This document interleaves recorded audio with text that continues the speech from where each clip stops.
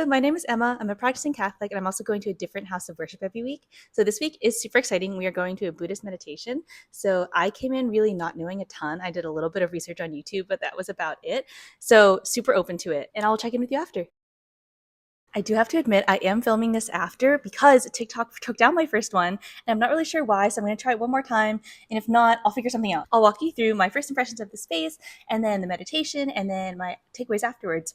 So walking into the space, it was basically a storefront, and it was a main room. It was pretty bare, like wooden floors, neutral walls. There were a few little calligraphy and painting things on the side, but that was mostly it.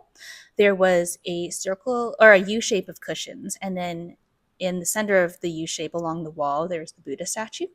So I came in, I met with someone who just welcomed me in and showed me around. There was a kitchen, a library, a place where they met their teacher. And I think that was the first thing that surprised me was that I pictured this as just a space to meditate, but it was clearly more of a community space too. And before the meditation, I chatted with someone else who showed me how to sit basically. So this is what I learned. Basically, you want to have 3 points of contact. So I did crisscross and then knee on foot, and then butt on the cushion under you. And then you can put your hands either on your knees. There's a way to hold them. I don't know if I can do it with the mic. Basically, with your left hand over your right and then your thumbs touching. I think the main point of this is really just to be comfortable. There are many different ways to sit. There are even some people on stools or chairs. So it was really adaptable for however you felt most comfortable. So starting off the meditation, this was at 7 p.m. There was a woman who had, I believe it's called a Tibetan singing bowl. Basically is the bowl with a stick on it. So she played that, and then there were 2 chants. The first one was in Korean. The second one, I'm not sure what language it was. I asked, and they also weren't completely sure. But it was really cool to just hear them saying that together, and I could follow along on a little book that they passed out. And then for the rest of that first half hour, we sat. After that, there were a 15-minute walking session, and I am normally a speed walker, but I realized very quickly I need to slow down. So everyone had their own little section of the room. You kind of kept your eyes down, just moved back and forth there. If you need to go to the restroom, you could go then. And then at the end of those 15 minutes, there was another 30 minutes of meditation. And I think the biggest change for me was that, like, I've sat and done holy hours before, but with all those, I always had something to think about. So, for example, a Bible passage or certain questions, or even just kind of like talking about my day with God. But it was kind of the opposite goal of really just settling your mind and clearing it. And it felt very foreign to me. And especially because you're really trying not to move, and my foot started falling asleep, and I didn't want to distract anyone. So it was definitely a new experience. And I think just you probably just get better at it with time.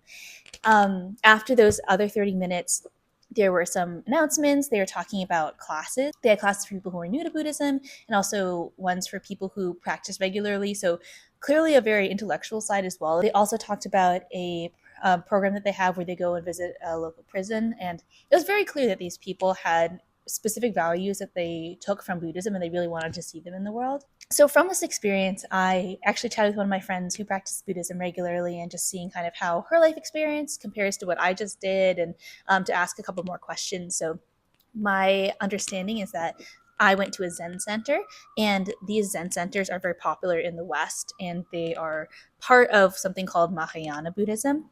And that this branch of Buddhism is a lot about like learning to meditate and the act of meditation, and kind of seeing a lot of the principles in practice. So, for example, being compassionate, being kind, detachment from desires. And I would say, at least talking to some of the people at the Zen center, it did seem like those were reflected in what they were saying. Before, I didn't think about how there might be different branches of Buddhism, but that totally makes sense given that there's so many different branches of Christianity too.